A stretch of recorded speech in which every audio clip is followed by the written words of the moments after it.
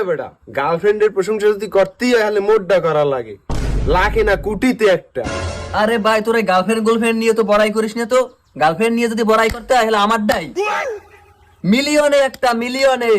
যা কমু তাই শোনে। প্রশংসা করতে সকাল হইতে শুরু করলে পরের দিন সকাল পুরো হয়ে যায়, প্রশংসা শেষ হয় না। ওরে বাড়া, কি কর ছবি দেখা দি। আরে ছবির কি দেখবি, এই নাম্বার নিয়ে কথা দেখবি, তোর লোক কথাই কইবে না, তুই কি কবি হেল লাগে।